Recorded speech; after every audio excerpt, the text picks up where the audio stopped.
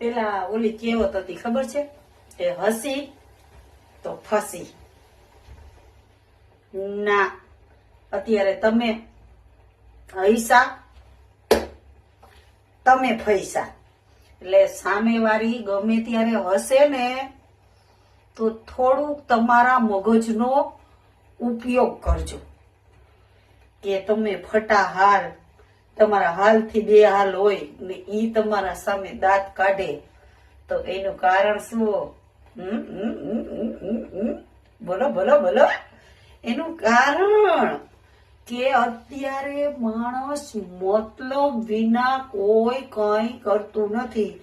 એક જ થાળીમાં ભેગા ખાતા હોય, સગા ભાઈ જેવું ભરતું હોય, પણ ઈ તમારાથી મતલબથી રિશ્તો રાખે.